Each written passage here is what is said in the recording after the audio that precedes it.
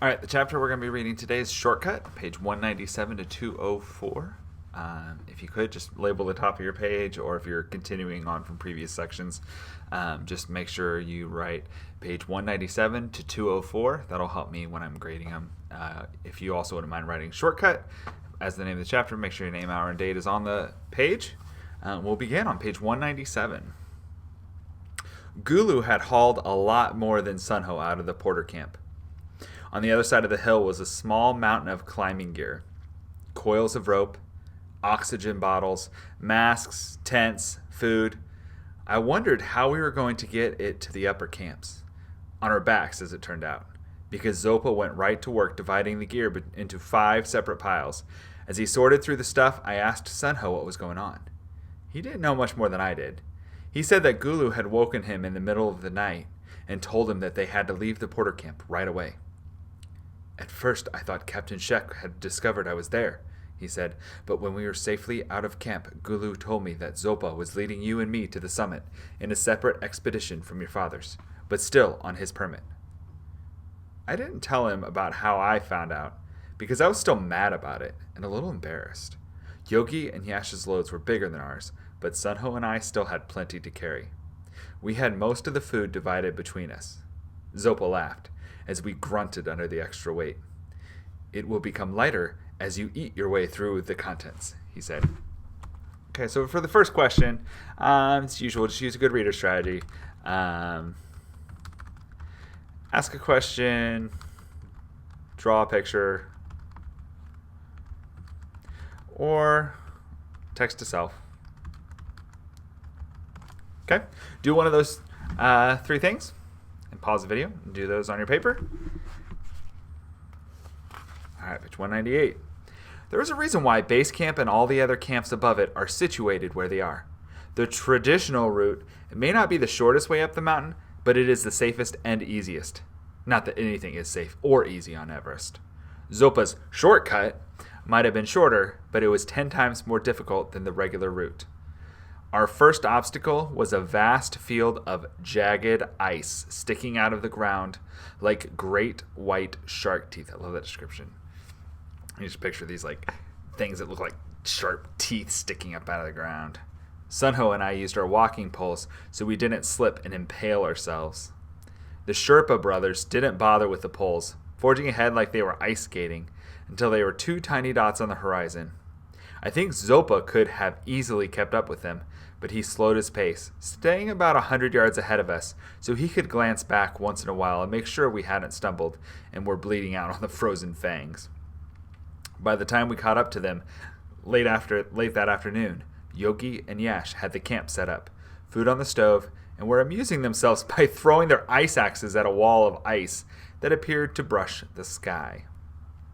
My legs were shaking uncontrollably from fatigue. My neck and shoulders felt like they had been worked over by a sledgehammer. My only consolation was that Sunho looked more done in than me. He didn't even have the strength to get the pack off his back.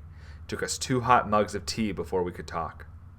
By the 3rd mug of tea, I was able to focus enough to take a good look at the wall. It seemed to run for miles in both directions. I figured the next morning we would follow it until we came to a pass, then make our way to the top. When I mentioned this to Zopa, he laughed and pointed directly above us. This is the pass, he said. You're kidding. He shook his head. There wasn't a single handhold or foothold for as far as I could see. It made the ice wall I'd been practicing on look like an indoor rock climbing wall. So I just picture him like looking up and seeing this huge like flat ice wall and that he has to climb and just be like, what? Huh? There's no way. After dinner, Zopa turned on the radio and we listened to the mountain chatter. 3 more people had made it to the summit that morning. 8 had turned back within a few hundred feet of the top. Kelly Ralston, if you're in the building, come to the front office, please. Kelly Ralston. Sorry for that. A climber had broken her leg up at ABC. The virus seemed to have run its course, and everyone who had stuck it out at base camp was rapidly getting better. I was about ready to call it a day and crawl into my tent when Josh came on the radio, making small talk with one of the other expedition leaders up at Camp 4. This was very unusual. Josh was a firm believer that the radio should only be used to transmit important information. He hated it when people used it like a cell phone. They talked about the weather, the woman with the broken leg, and scheduling summit attempts.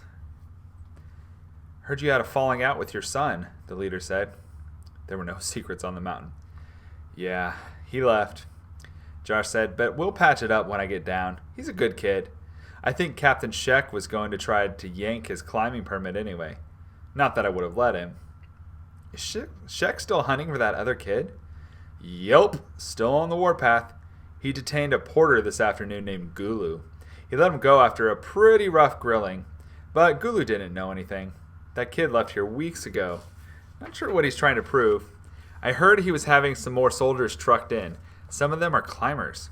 He's going to send them up the mountain to check the higher camps. It's insane. I sent an email to the Chinese government, and I have my lawyers checking into other official actions. The Chinese make a lot of money on these permits. Be a shame if one overzealous soldier dried up that revenue source. What are you going to do? Anyway, good luck at Camp 5. I'll check in with you tomorrow. Out." Zopa switched off the radio. The entire conversation had been set up for us, at least on Josh's end. We couldn't participate, but we could learn a great deal by listening. None of us liked the idea of the Chinese climbers coming in. "They won't be able to get past ABC," I said. "They haven't had time to acclimate." "Perhaps," Zopa said. "How do we get by them on the way back down?" Sunho asked. Zopa shrugged, but this time, I think he really meant it. He didn't know. Okay, so Josh has this conversation with this other person on the radio, and they said that was set up so that he's having this conversation with the person on the radio. But my question is who is he really talking to? And why is he talking about this? Okay. So think about who would he possibly, even though he's talking to this lady on the radio, who's he really trying to talk to and what's he trying to say? Okay, so pause the video and answer that question.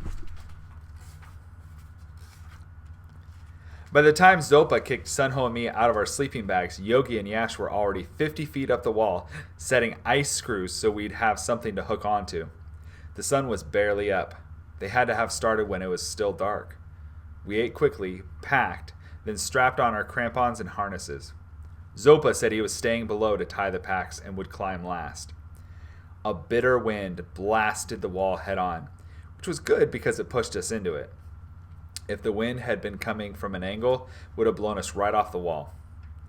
Ice axe in each hand, dig crampon in, bury axe. Ice splinters in your face. Pull, dig another crampon in, bury axe. So I picture he's got these two ice axes. He's like kicking the wall, kicking the wall, kick the wall a little higher, and I'm going to fall out of my chair trying to demonstrate. About 65 feet up, I clipped onto an ice anchor and took a breather.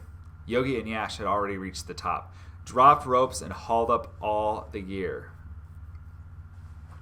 Zopa had just started up the wall. Sunho was clawing his way up 20 feet below me.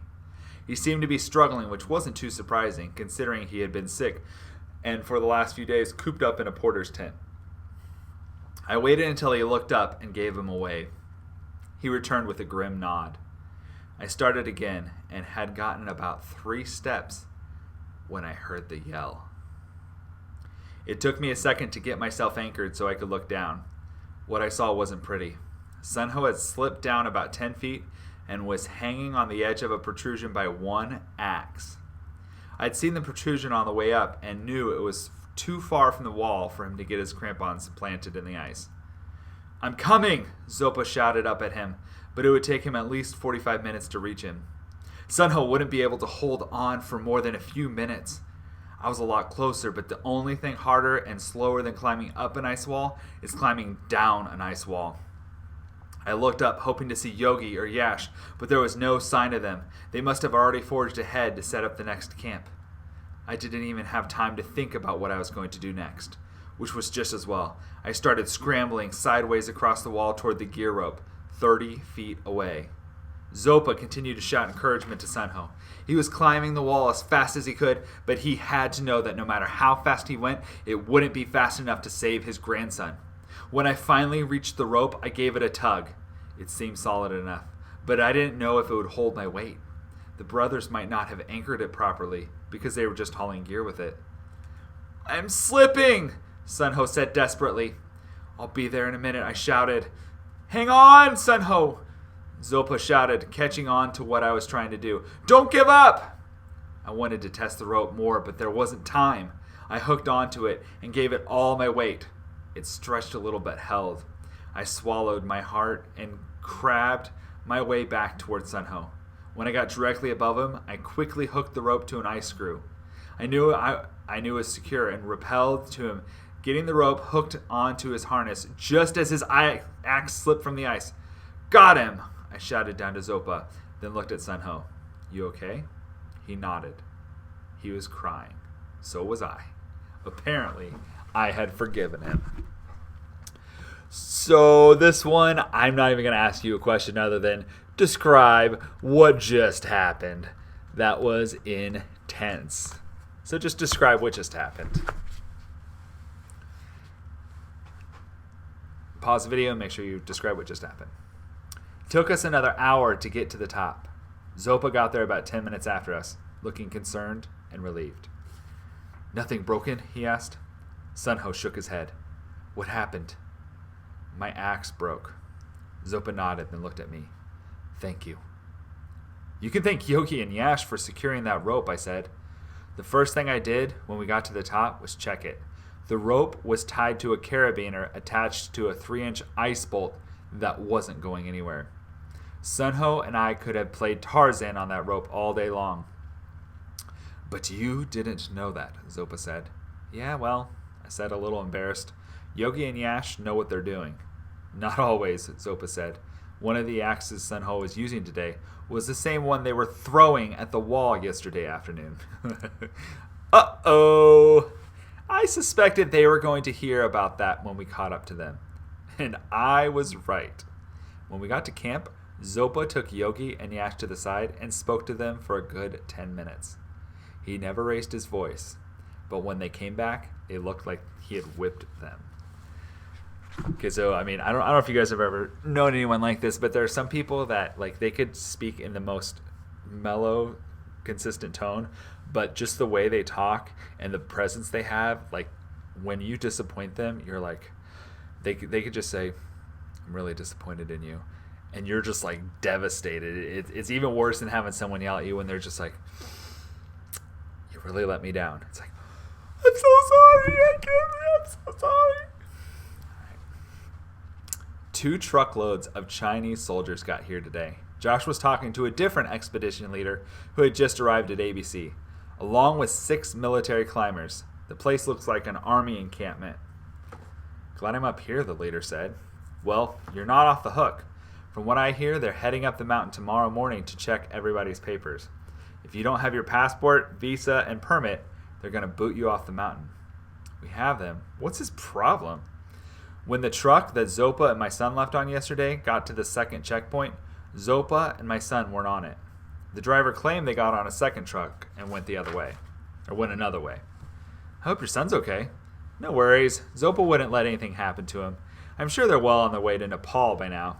Thought I'd just give you a heads up about what's going on down here." "Thanks," the other leader said. "What about that Chinese climbers? Are they any good?" "They're gung-ho and well-equipped. They pulled them off a high-altitude climb, but I'm not sure where they were. I wouldn't be surprised if they tried for the summit while they're up there. I know I would." "I hear you. It's going to get crowded at the top." Zopa and the brothers spread a map out and started talking in Nepalese. "What's going on?"